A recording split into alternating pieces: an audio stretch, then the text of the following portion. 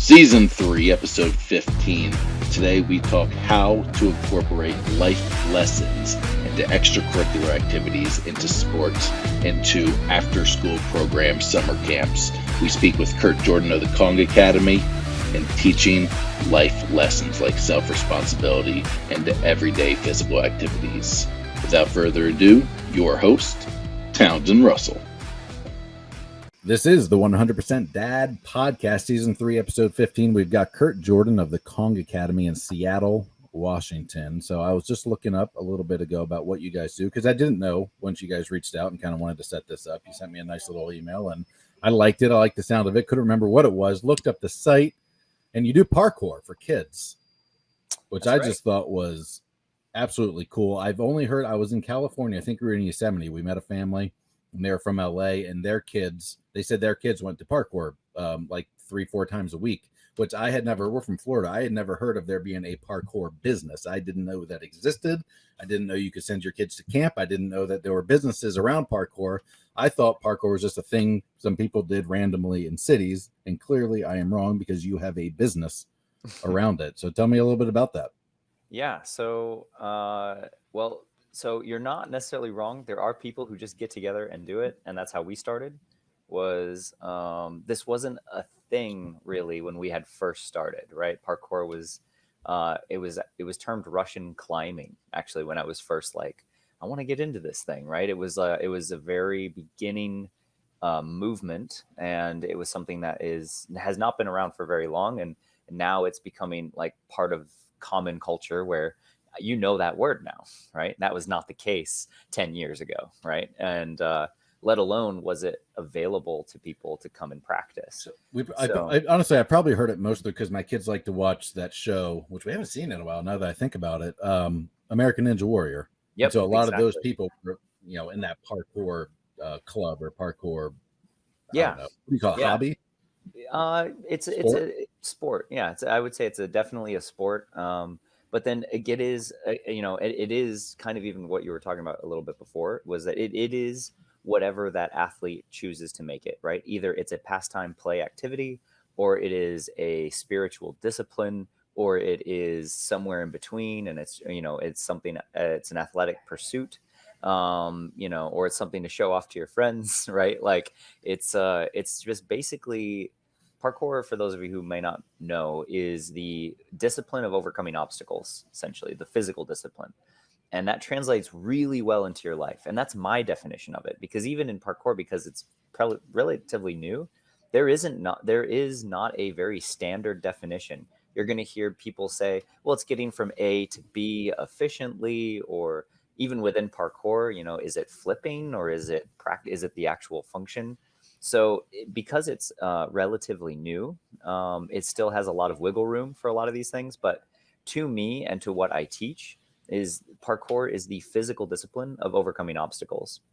And what we do is we use parkour and physical play, because I'm going to reframe just a little bit, because we do teach parkour, right? That is the flashy, cool, lure for things. But What we really do is we teach and develop social and emotional skills for kids, right? Because but we do that through play, and we do that through movement. Because if you want to teach a kid anything meaningful, you have to make it relevant to their life. And what do kids all love to do? They love to play. They love to move. They love to, and if they can develop a skill set where they're actually able to do things on the playground, or, you mentioned to your kids, my kids love watching American Ninja Warrior. Great. Because, every 8-year-old boy wants to be Spider-Man, right? Sure, or Batman, or, some type of variation. Younger than that. Yeah. Exactly. And so if you tap into that and you're like, oh, I'm gonna show you how to do that, right? They're like, what? Are you serious? And then, but through that physical experience, you get all of these emotional and social experiences, right? Like if I say, all right, we're gonna stand on this block, and it might be 5 feet tall, right? And I'm gonna have you jump from one block to another block that maybe is 4 feet across and another 5 feet up, then that's scary, because that's taller than me, and I'm standing up high, and I'm looking down, and I see the gap, and now I'm scared. Good. Now we have a chance to practice. How do you manage emotion? How do you manage fear? How do you manage like to the responsible decision making practice of saying, I need to do something different, all right? Or no, thank you. Like all of that stuff comes about because kids get an opportunity, but you can't teach this stuff to them unless it's relevant to their life. And the best way to make it relevant to their life is to make it something they want to do, like play. And so we use parkour as a vehicle to teach something more meaningful. And I really like those. I'm a wrestler, or obviously not anymore. I'm 35, so I get injured opening the window sometimes. But back when I was little, I was a wrestler and I wrestled in college. And so wrestling as an individual sport, much like parkour is, I've always enjoyed those individual sports because there are so many learning benefits in, we call it, building character, but the same with parkour. I would think not only is it exercise, but it's learning how to control your body. It's learning, it's learning restraint. At least in wrestling, it's learning restraint because you kind of learn how not to do the illegal move, not to really injure your opponent, just beat your opponent. But I would think in parkour too, you learn what not to jump over, what not to jump into, or things like that. First, yeah. Right. In wrestling, it's identifying social cues. You kind of you learn, because there you do have an opponent you're dealing with, or training partners, things like that. You learn how to deal with pain, and pushing past your comfort zones, and balance. Obviously, the physical act of balance, right? Humility, because you're gonna fail a lot, right. and there's no one to blame. It's not like football. You can't blame your quarterback for throwing the ball wrong when you're on the offensive line. If you're wrestling, if you're doing parkour and you fail, it's you. You just have to accept that fact that you came up short. And do something about it, and you really start to understand your power and your place in the world. That's a very, very much. I like to say that gravity doesn't lie, right? Like if you don't make it, you fall, right? You don't. It's not it's not my fault, or So there's a lot of personal responsibility to be taken in these sports. That's one of the nice things. Similar to what you're speaking into, is that like it's the self, right? It's the self versus another. In wrestling more, but in parkour, it's like the self versus environment, or with environment. So you're learning, to test your limits, and you're able to kind of find where your line is and what you need to develop and work on. And so it does offer, similar to what you're saying, it offers that. So the other thing of what you're speaking into is that you experience this self-development, and you experience this self-development anecdotally, right? You had a personal experience, and from that personal experience, you learned these more valuable life lessons, right? The issue that a lot of sports doesn't create is that those things are not the primary lesson, right? Because and what it's left to is that it's always left up to the individual to discover and uncover. But if a coach is able to say, today we are going to practice, saying how we feel and asking for what we need, right? That is what we are practicing. So then I take kids out and I'll say, all right, so we're up here, and oh, that's too far. I need that block closer. Thank you for telling me how that feels, right? Oh, that's scary. I'd like to do it lower. Great. Come over to this station over here. We'll practice it lower.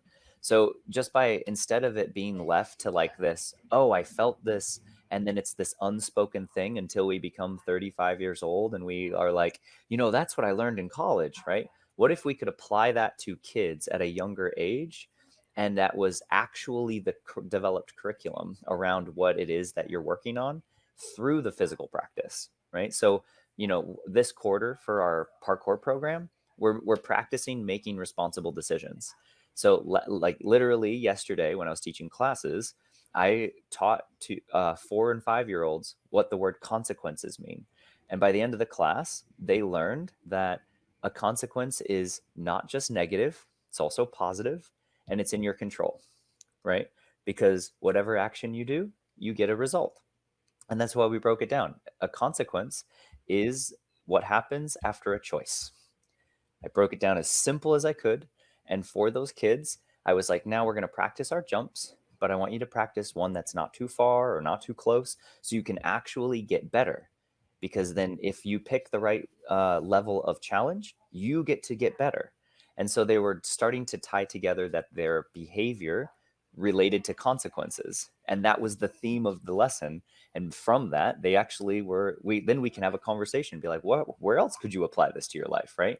So this is something that So developing social and emotional learning for kids is really what we do. It's just we do it through something fun like parkour.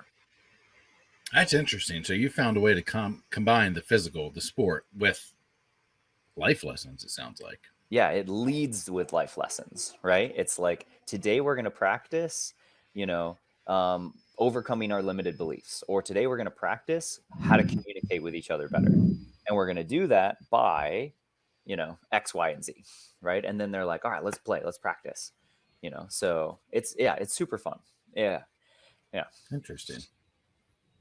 I'm not sure. Is that a model that's being used around the country, or is that something that you've found is kind of your thing? Yep. That's I was like, because what happened is so I was teaching parkour at a facility and helped this facility grow and develop. And from that experience, all of these parents were like, my kid is learning how to be brave, or my kid is learning how to control themselves. They're nicer to their sister when they come home. And whatever you're doing in your class, like a lot of parents were 6 months wait list out the door. They weren't doing it because I was, the expert at getting their physical skills developed. Parents wanted to keep signing their kids up because their kids had fun and they were actually becoming better people, right? And so I was like, well, what am I doing? So I had, occupational therapists come in and watch what I was doing and, take notes and give me feedback. And I had, interviews with parents and trying to figure out what is it that I'm doing.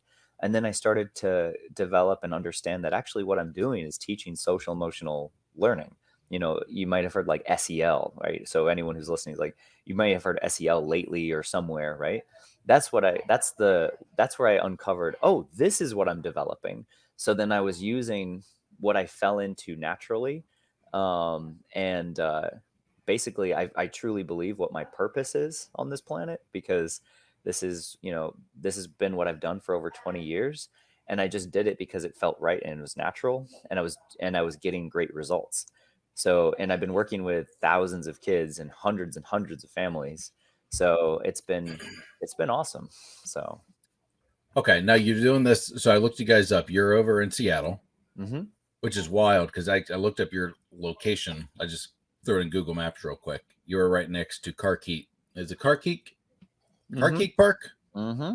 Okay. So we were down there. We were hanging out at Carkeek Park for a little bit when we did our Seattle trip.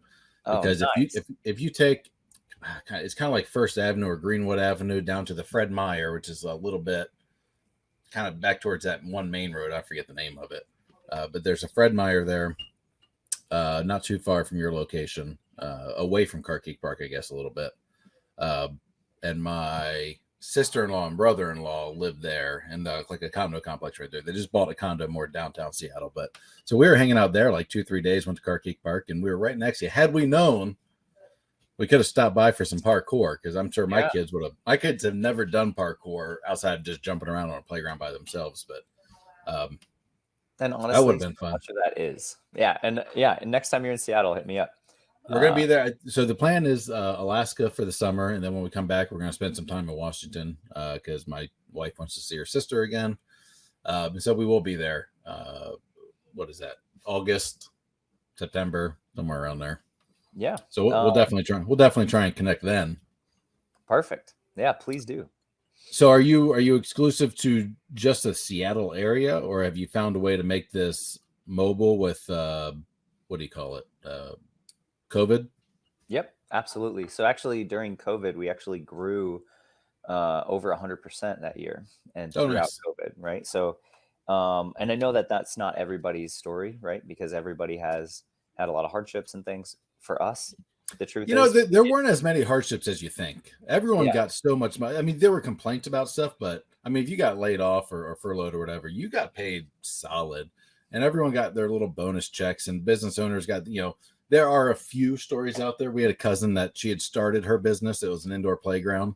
She had started it in January, got shut down by March. And then beyond that, even when they were opened up, everyone was resistant to go back and things like that. Yeah, totally. But she was a brand new business, so she did not qualify for the PPP loan. So, I mean, a lot of businesses came out ahead of where they were. Plus, there's so much money injected into the system, injected into the individual pocketbooks and bank accounts that, that's why spending and all those stocks went crazy, and, everyone's buying new stuff, and maybe not so much the experiences as much anymore, but so I push back when someone says that a little bit, because while we were all saying that in the beginning, the reality kind of played itself out to where no trillions got injected into the system. Everyone Honestly, actually did pretty good. That's why, that's why a lot of people didn't want to go back to work and didn't need to go back to work and had a lot more freedoms and a lot more excess cash than they did pre-COVID.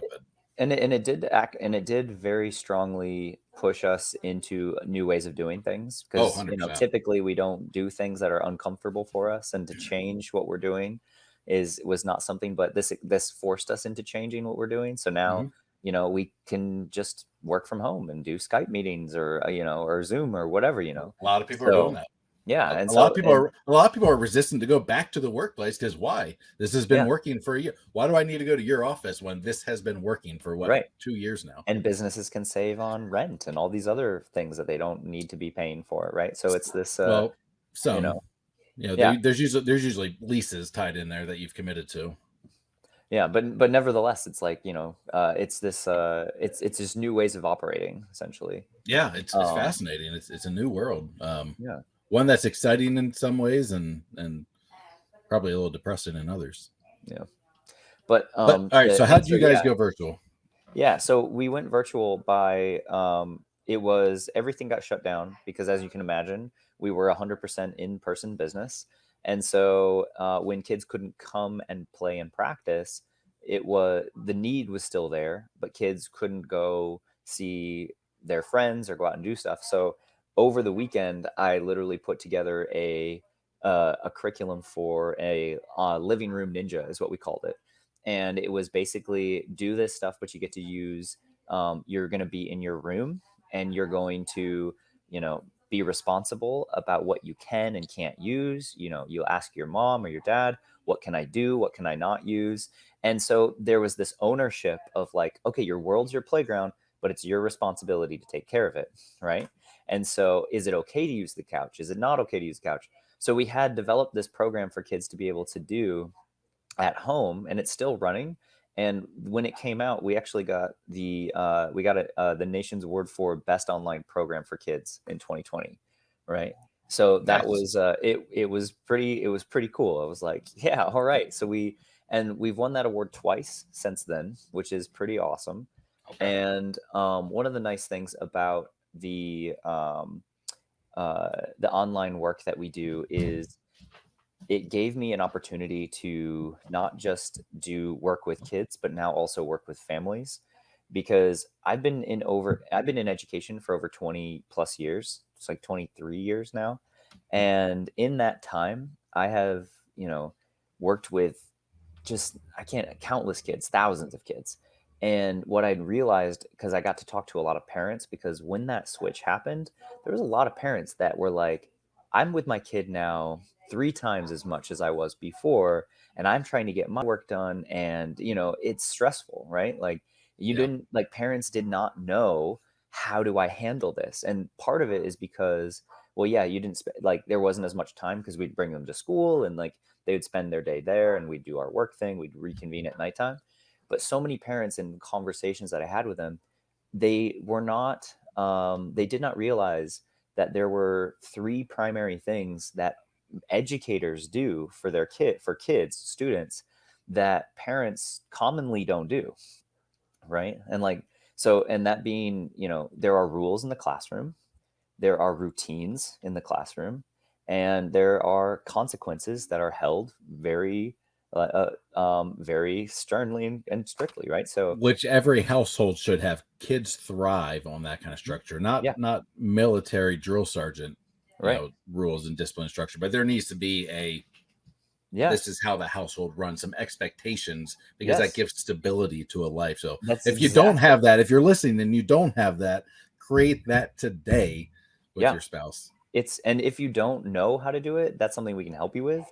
But it is rules, routines, and consequences are huge. If you do not have those things, you are leaving the child to fill in the holes and try to find the boundaries and try to figure out how this whole thing of life works, which is essentially what we are for as parents, is to be, here's some structure and some guidance. And then that doesn't mean that you control all of their choices. It doesn't mean that you now create, like you are, like you said, military, we wake up at this time, you eat this, and then you come here. It's like, you can allow freedom and flexibility, but without structure, it's very stressful to a child who is trying to figure out how to be, because they don't know the world. Their normal is what you've kind of provided to them. And so when we have the construct, the framework, the fencing of life taken care of, it opens up their mind and their world for those freedoms, for those individual choices. But yeah, they don't have that 30 years of experience the parent has to dictate what life should be or how it should operate. No, I'm 100% on board with you.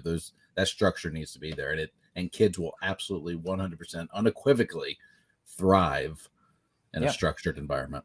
Yeah, I mean, most of a child's brain develops, 90% of a child's brain develops outside of the womb, right? The more that you provide structure for them, the less stressful it is for that development to occur. If you don't provide structure, then you're basically creating a more stressful childhood, because they're constantly trying to find that comfort in the boundaries, because that boundary lets your kid know that they're protected and taken care of, and that when there's a line to be drawn, you're willing to draw it, right? Because that keeps them safe. Then they even if they don't like the no, if you don't tell them no, they won't be able to say no, right? Like if they don't learn from modeling from someone who can say, who can draw boundaries, then they're not going to be able to draw boundaries as well when they get older. So yeah, I mean, I'm sure that I got to poke around on your website a little bit, and it was like one of the things that you had said quite a few times in a few places was like modeling. You have to lead, right? Like you have to be an example. So yeah, and it's part of the responsibility. So yeah, everyone's favorite R word. Obviously, I agree 100%. You write it on the site. In your parkour lessons, are you guys going out to public parks, or do you have like an indoor facility where you guys train? So we have our physical location nested at the Finney Neighborhood Association. We've been in over 50 Seattle public schools where we have a mobile unit where we'll go and set up after school programs. And then we also have our summer camps. And this year we'll have our biggest summer camp. We'll have 1,000 kids this year, and it's going to be at Car Geek Park. Oh, so, nice. Yeah. So how often is that? Like, do you guys spend the whole day there, or is it like a couple hours a day, 5 days a week, or what's the summer camp look like? Yeah, it's a 9 to 5 or 9 to 4:30 rather. Okay.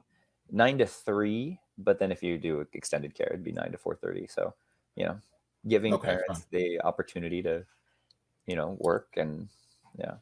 Yeah. And we'll jump back a little bit, because you're talking about in COVID. We got a lot of questions about, when people were first starting to work from home when COVID hit back in, was that March, April, May of 2020. That was a big struggle of, now I'm home, the kids are home, what do we do? Because it was a real pain point. It was a frustration. People didn't know how to operate like that. And part of that broke my heart, because I mean, honestly, some of the struggle was I've never spent this much time around my kid. Mm-hmm. And I was like, gosh, well, that's heartbreaking. Like, that needs to change. Let's change that dynamic and spend more time around our kids. Let's not just shovel off the responsibility to after school programs and schools and different sports and other things like that. Let's actually be involved in raising our kids, not farming it out. And part of that, go ahead. And then part of that was they actually need to get work done. And, for someone like me, I'd rather spend time with my family. We homeschool now, so we didn't have to deal with, I will say the virtual schooling and the doing school online was just a massive failure. Like, I've yet to talk to a parent that was like, yeah, that was a great thing. That went smoothly. It was plagued with IT issues, plagued with, all sorts of frustrations. And I would not recommend that to anybody. That is not what homeschool is like. Homeschool is much more efficient, and you can get it done much quicker. The virtual school and the doing school online was just as much the waste of time that normal school is, just sitting there staring at a screen, and then dealing with actual connectivity issues and the systems failing and things like that.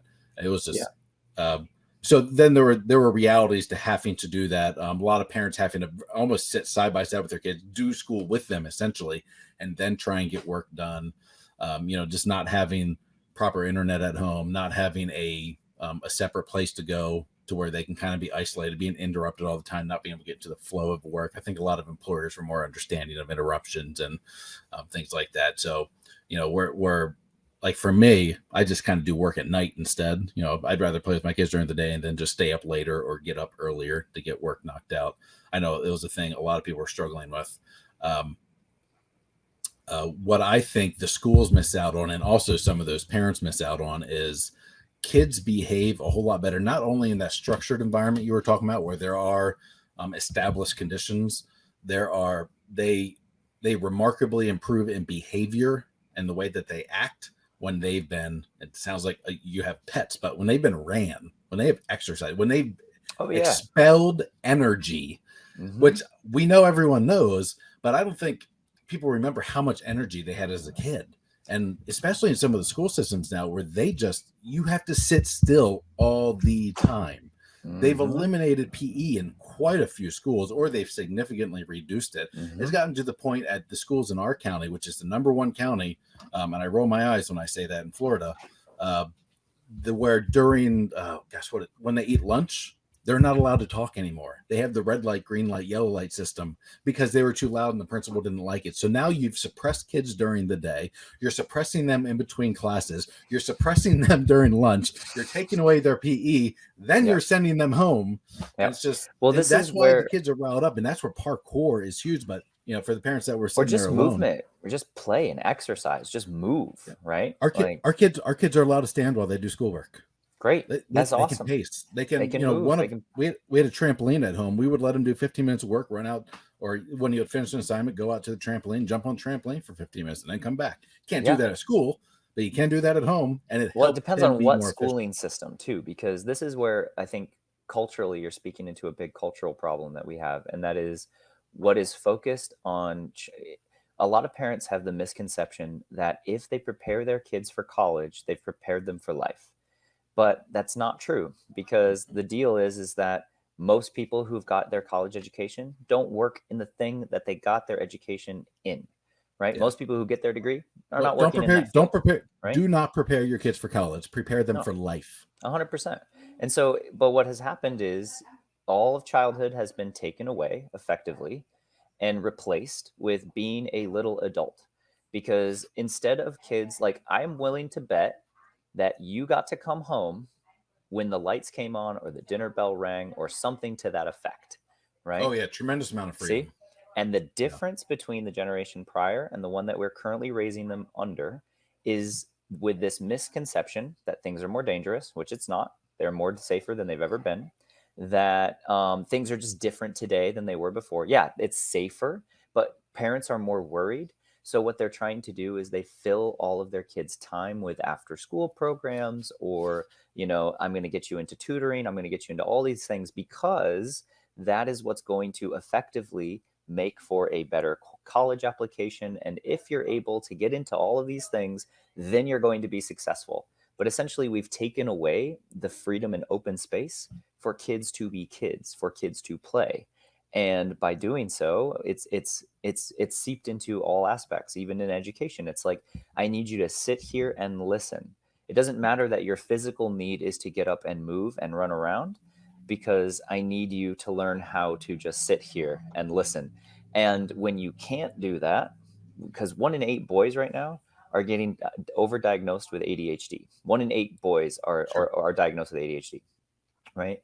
Which is probably accurate, but they're giving them the drugs to suppress their creative, to suppress their desire for physical, for actual fun. The thing I want to share about that is because in most of the kids who get diagnosed with ADHD, it starts with a teacher talking to a parent saying your kid has trouble paying attention and sitting still in class. But here's the thing. Does your kid care about the thing your teacher's talking about? And how long are they sitting there? And are they getting enough movement? Because if those things are not happening for the kid, I wouldn't want to sit there for 8 hours listening to you talk about things I don't care about. So even in education, you have options. You don't have to put them into public education. You can homeschool. There's unschooling. There is a lot of different schooling methods but we're not actually, a lot of parents don't realize that there's choices, right? It's, and so I would encourage parents that might have these issues to check those out. I think they know that there's choices. I think they're thinking public school or whatever school is the easiest path for them, because the others require a bit of sacrifice, and it might, so some of it might be just fear of the unknown, fear of it's kind of overwhelming to say I have to teach all these subjects. I don't know anything. I barely passed school myself. I am not trained to be a teacher, and that is zero part of the requirement for homeschooling. You don't need to. You do what the teachers do. They have a teacher's guide there that teaches you how to teach that subject for the day, or that lesson for the day. So you don't have to be classically trained in it. Yeah, and even if you choose homeschooling as a route, there's homeschooling has homeschool group meetups, right? You don't have to be the one to figure it out, and you're not alone. Tons of them. It's a huge community. So that was one of the things that, I didn't want my kids to be socially awkward when we first looked at homeschooling. I didn't want them to be that weird kid, because that is the number one thing everyone says about homeschooling. Well, we don't want to be socially awkward. I am telling you. So in Florida's got a huge homeschooling community. Our kids were so much more social than the public school kids and the private school kids. I am talking tenfold, that they played with so many kids day in and day out. It blew my mind. I was starting to wonder when they were schooling, because they were going out meeting other homeschool families, going out to the beach and having fun. They had a homeschool basketball class in the middle of the day, where one of the homeschool dads kind of got together, kind of did what you did a little bit. There's a little bit of life lessons, and there was a Christian organization, and then they actually did basketball drills and basketball games in schools. There was a wild and free on Fridays, where one of the dads or moms would go out and they would, take kids on nature walks and like point out plants and things like that. But we would get together with, I had 3 boys, with like 50 to 60 other boys. And this was constant all the time. It wasn't just recess. It wasn't just lunch. It wasn't for a couple hours after school. So when I say and plus the public schools in our county were suppressing that ability to communicate, laugh, have fun, go to recess, have PE, those kind of things. Even talking in the lunchroom, 10 times at least more social, better at making friends, better at leaving friends and not having what do you call that, separation issues or things like that. It was socially, it was actually a tremendous advantage over homeschool, which is the complete opposite of what anybody thinks, and certainly what I expected. Yeah, and that's usually the thing, is that it's you even led all of that off with people are afraid of, and it's the fear of the unknown, right? Sure. It's like, and I don't want to jeopardize my kids' future in exchange for something that maybe like it feels for a lot of parents, it feels like a gamble, but the truth is that it's not. If you're on the fence of it, or if you're thinking of it, I am telling you right now, homeschooling will give your kids such an advantage in life. They will be more critical thinkers. They will be, I think they'll have an advantage in actual education, because they're getting a one-on-one education, even though you're not classically trained. I think that's a great misconception with teachers, that teachers really know their stuff. I've met with so many substitute teachers and other teachers where they're like, yeah, we're just reading the book. Like the history book. We read the book alongside with the children. That's about it. Because teachers are told what to teach, because to keep their job, they have to make sure that their students are able to pass statewide exams. That's part of the job, right? Is like, it's not actually about education. Yeah, it's not as difficult as you think. In fact, it gave us so much time, and I've talked about this extensively. The amount of time it gave us was great. And sometimes for some families, it's a sacrifice, because usually that means one of the parents are going to stay home. Either dad or mom is going to work from home, or change their work schedule so that they're working nights or different hours, weekends, whatever it is. Or one of them's just not working anymore. And so we have to cut the lifestyle a little bit. So we just don't spend as much. Maybe we downsize the house. We don't have car payments, things like those. So we make a sacrifice. But education wise, I think homeschool kids that I have met and seen actually come out knowing material ahead and retaining it much longer than public school kids, because it's not just forced. Like, you actually come to a clear understanding of it. So we jumped off on a homeschool tangent. All that was kind of started with the exercise factor of, let's make sure we're exercising. We're actually getting outside and playing. We're actually, if you have trampoline, parkour is a great example. You were talking about getting permission to jump on the couch. We certainly had that house. You could jump on the couch in our house. You could roll over it. You could throw the pillows on the floor and do the floor is lava and jump pillow to pillow to pillow. We had nice stuff that you couldn't break. We couldn't throw balls in the house. We weren't playing t-ball in the house or anything like that. But there was an element of, it's not the perfect home. We're not trying to create this Instagram image of perfection and beauty and all the time. It's not perfectly clean all the time. There are not bugs and there's not filth and things like that. It's just, stuff is laying around. Toys are around. The couch can be jumped on. And that's what I like about your program. You're bringing that into the home to where we can kind of utilize, to the degree that the parent is comfortable with it, because that's actually part of the kid learning responsible decision making. I want you to make sure, we start off our class with, I promise to stay safe, to try my best, and to not destroy my parents' house, right? That's how we always start our class with the kids. And then we get into conversations because it's this, is it okay to use your couch, right? Because if you enter into a conversation, then you're actually teaching them, this is respect, right? If you have a mom that's like, don't jump on my couch, well then, okay, mom, that's fine. What can I use, right? To be able to enter into that conversation versus, well, come on, it's not fair, right? Instead of what can I do, and just flip that around to the kid, for the kid to actually get practice having those conversations, that is meaningful, because they're not going to be prepared for what they don't practice. And if we protect them from everything, then they're not going to be prepared for when they get older. So the more that they practice these conversations that are going to make a difference, then they're more set up for success. And it doesn't matter, you choose to be in public or private, or you choose not unschooling, or you choose a Montessori, or you choose whatever school system it is. It's what can we teach our kids to take personal responsibility for their education, for the choices they make, for the words they say, Did you listen to the podcast we just posted last week? No. You should. One of the legends in personal accountability. We had John Miller. He wrote the book QBQ, and if you haven't read that, great book to read. They have a parenting version of it, raising accountable kids, but it's all about reframing exactly what you're talking about, just reframing that thought process.